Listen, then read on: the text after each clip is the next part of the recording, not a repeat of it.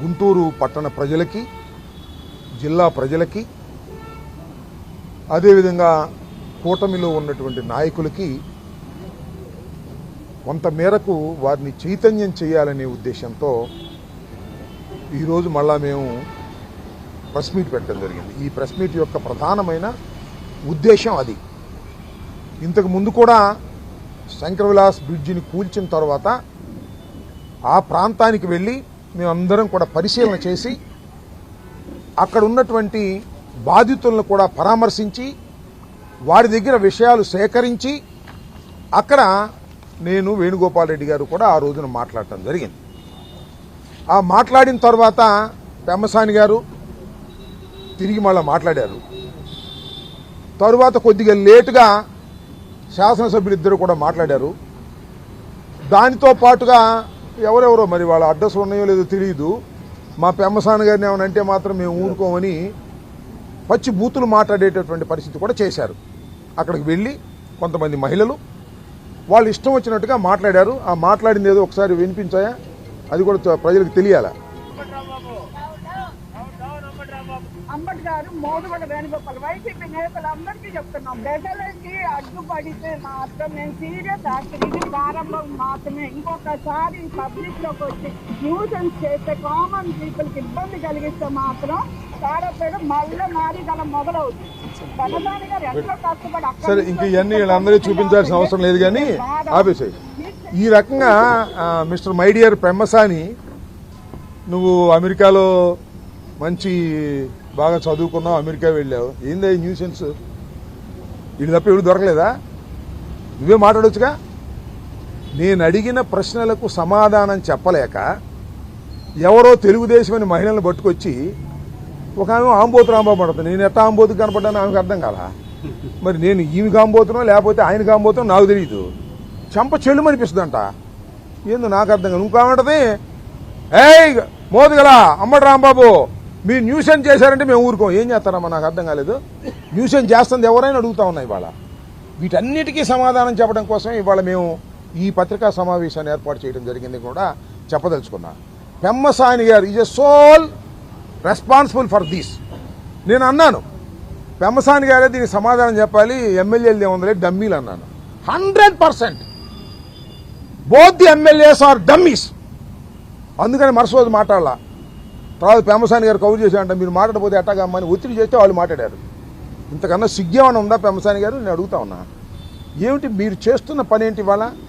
ఇవాళ జనజీవనం, గుంటూరు పట్టణంలో జనజీవనం స్తంభించిపోయింది. ఇటెల్లలో అర్థం కానటువంటి కన్ఫ్యూజన్ స్టేజ్ మొత్తం ఒక్కసారి కొలాప్స్ అయిపోయింది. ఇటు తిరిగి ఒకటి వెళ్ళాలి, అటు తిరిగి ఒకటి వెళ్ళాలి, అర్జెంటుగా ఆసుపత్రికి వెళ్ళాలంటే ప్రాణాలు పోయే పరిస్థితి. దీనికి అంత రెస్పాన్సిబుల్ ఎవరు?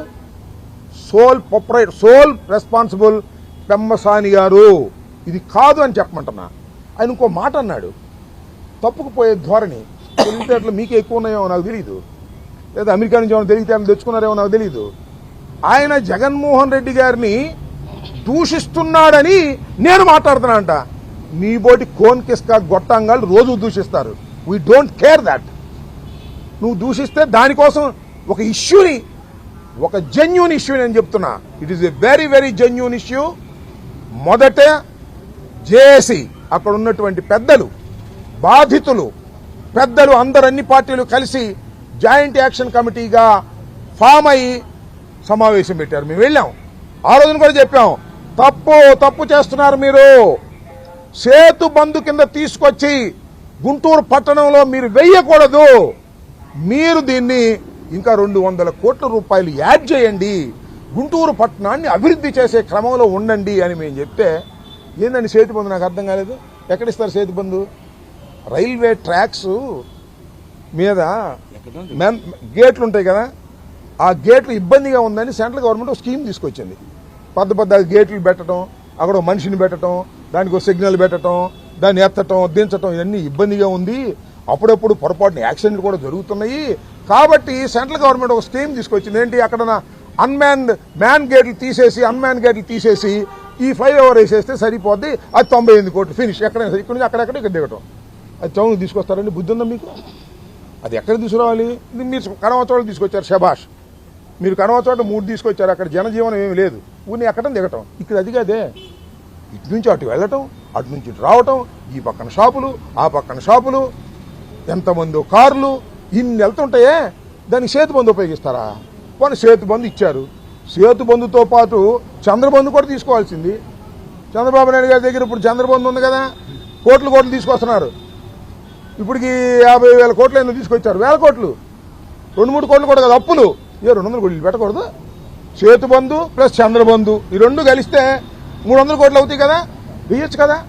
అదేం కాదు. ఇవాళ ఇవేమీ లేకోకుండా అలాంటి పెద్ద బ్రిడ్జి వేయవలసిన చోట సేతుబంధు తీసుకొచ్చారు. ఓకే, కాసేపు ఒప్పుకుందాం. ఆ సేతుబంధు బ్రిడ్జ్ అన్న కరెక్ట్గా చేస్తున్నారండి. మేము చెప్పాం కదా, ముందు ఆర్యూబీలు వెయ్యండి అని చెప్పాం ఆ రోజు జాయింట్ యాక్షన్ కమిటీలో. విన్నారా? వినలా, పడగొట్టేశారు. ఎట్ట పడగొట్టాలండి నాకు అర్థం కాలేదు. ఆర్యూబీలు వేసి పడగొట్టాలి. సెంట్రల్ గవర్నమెంట్ పార్ట్ ఉందే, ఆ పార్ట్ దాన్ని పడగొట్టడానికి కావలసిన అన్ని పర్మిషన్లు తీసుకొని పడగొట్టాలి. ల్యాండ్ ఆయన పడగొట్టాలి, ల్యాండ్ ఎక్విజిషన్ చేయాలి. ఆ రోజు చెప్పారు, అయ్యా ఇది చాలదు, ఈ పక్కన 17 అడుగుల రోడ్డు, ఇంకా పెద్ద రోడ్డు కావాలి, మీరు కావాలంటే మమ్మల్ని రౌడీజం చేసి పడగొట్టడం కాదు, ల్యాండ్ ఎక్విజిషన్ ప్రకారం చేయండి అన్నారు. అది వినలా. ఏం చేశారు బాబు? వినకపోతే మా దగ్గరికి వచ్చారు, మేము చెప్పాం వినలా, కోర్టుకు వెళ్ళారు. కోర్టు ఏమంది? ముందు you go for land acquisition అంది. ఇప్పుడు పడగొట్టిన తర్వాత బాధితులందరూ కోర్టుకు వెళ్ళిన తర్వాత ముందు ల్యాండ్ ఎక్విజిషన్ చేయొద్దండి. బ్రిడ్జి పడగొట్టిన తర్వాత ల్యాండ్ ఎక్విజిషన్ చేస్తారు కోర్టు చెబితే. ఇవాళ ఆ బ్రిడ్జి రైల్వే దగ్గర ఉన్నటువంటి పార్టుని పడగొట్టడానికి ఇంతవరకు పర్మిషన్ లేవు. పర్మిషన్ తీసుకోవడానికి ప్రయత్నం చేస్తున్నారు. ఎప్పుడు? పడగొట్టేసిన తర్వాత. ల్యాండ్ ఎక్విజిషన్ చేస్తున్నారు ఎప్పుడు? పడగొట్టేసిన తర్వాత. బుద్ధి జ్ఞానం ఉందా అని అడుగుతా ఉన్నా. మీకు జ్ఞానం లేదు, పరిజ్ఞానం లేదు, అవగాహన లేదు, ఆలోచన లేదు, అనుభవం లేదు, డబ్బు ఉంది, పవర్ ఉంది. సర్వనాశనం చేసేస్తున్నారు ఇవాళ గుంటూరు పట్టణాన్ని అని చెప్పడమే మా ఉద్దేశం. చైతన్యవంతం చేస్తాం ప్రజల్ని, ప్రజా ఉద్యమం కూడా దీన్ని నిర్మిస్తాం, కార్యాచరణ కూడా మేము వెళ్తామని కూడా ఈ సందర్భంగా నేను మనవి చేస్తున్నాం. మన పెమసాని గారు అంటారు, అక్కడ అసలు ఆర్యూబీలు వేయడానికి వీల్లేదంట. ఎందుకు ఆర్యూబీలు వేయడానికి వీల్లేదు తెలుసా? 120 ట్రైన్స్ వెళ్తున్నాయంట, దాని కింద పెద్ద పెద్ద వైర్లు ఉన్నాయంట, అందువల్ల ఆర్యూబీ వేయడానికి వీలు లేదు అన్నాడు. మళ్ళీ ఆయనే ఎమ్మటే ఆ అమెరికా నుంచి వచ్చిన మేధావి, బాగా ధనవంతుడు పెమసాని గారు ఎమ్మటే ఏమన్నా అంటే ఆర్యూబీ ప్రొవిజన్ కూడా పెట్టాము అన్నాడు. ప్రజలు కోరితే, జేయూసీ కోరితే, జేఏసీ కోరితే ఆర్యూబీ ప్రొవిజన్ కూడా పెట్టాం. ఎందుకు పెట్టాము మరి ఆర్యూబీ ప్రొవిజన్ వేయడానికి లేకపోతే? అడుగు, సమాధానం చెప్పు పెమసాని గారు, సమాధానం చెప్పండి.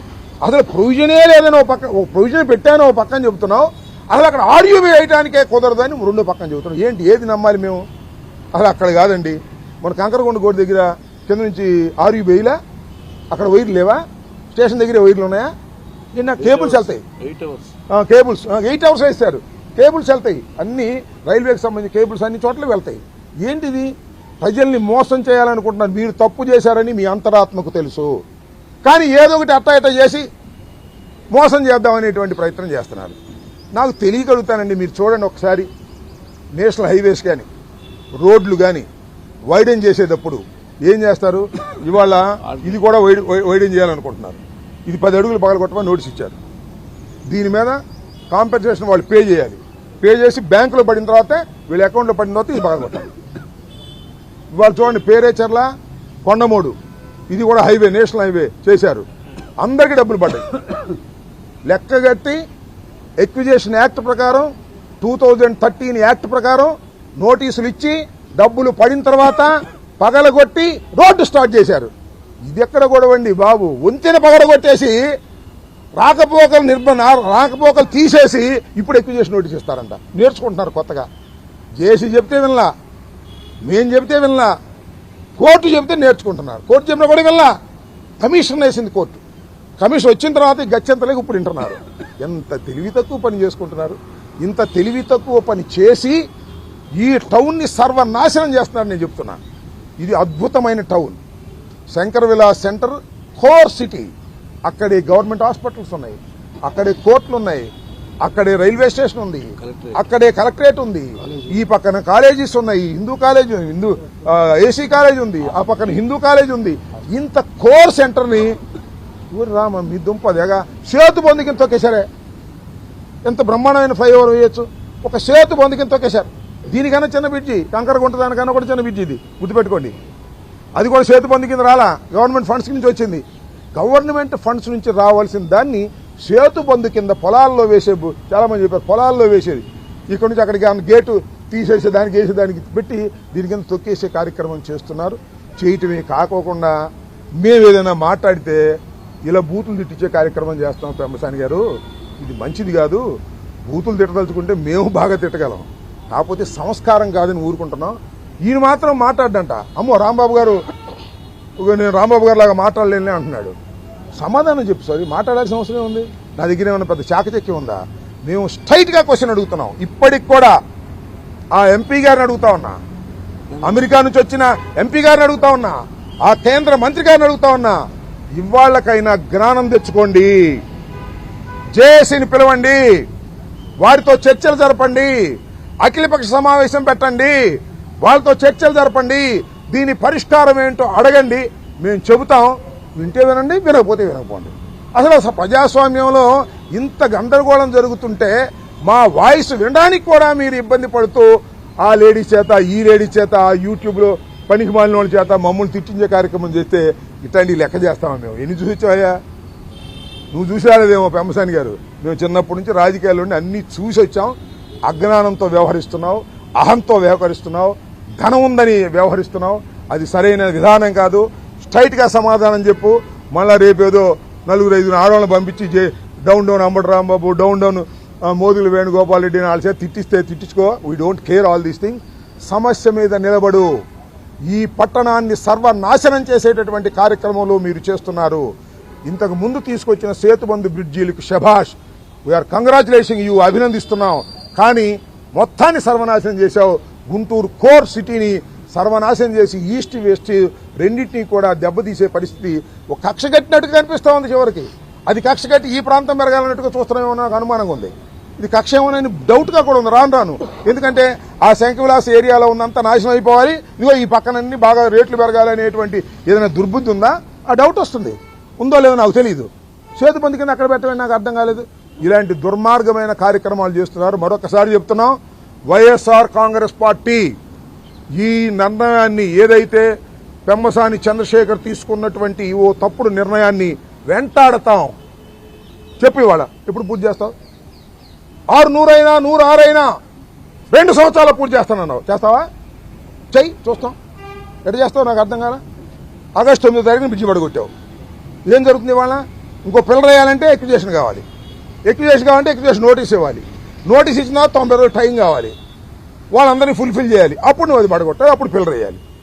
సగం మొదలెట్టి మధ్యలో ఎక్విజేషన్కి వెళ్ళేటటువంటి దౌర్భాగ్యం పరిస్థితి. అంటే ఇంతకన్నా అవగాహన రాహిత్యం, ఈ రకంగా అజ్ఞానంతో వ్యవహరిస్తున్నటువంటి పెమ్మసాని గారికి చెప్తున్నాను, దయచేసి ఇప్పటికైనా ప్రజలతో మమేకమవ్వండి, బాధితుల గోడు వినండి, అఖిల పక్షాన్ని మీటింగ్ పిలవండి, చేయండి. లేకపోతే కార్యాచరణ ఉద్యమానికి వెళ్తాం. ఎక్కడ వెనకాడే ప్రశ్నే లేదు. మీ మీద ఒత్తిడి, ప్రజాస్వామ్యంలో ఒక ప్రతిపక్షంగా మీ మీద ఒత్తిడి తీసుకొస్తాం. ఈ టౌన్లో ఉన్నటువంటి ప్రజలందరినీ సమీకరిస్తాం, వారితో చర్చిస్తాం, చర్చించి ప్రజా ఉద్యమాన్ని నిర్మించి మిమ్మల్ని మీ సంగతి తేలుస్తాం. గుంటూరు పట్టణాన్ని నాశనం చేసినందుకు మీరు ప్రతిఫలం అనుభవించక తప్పదని కూడా ఈ సందర్భంగా హెచ్చరించదలుచుకున్నాను.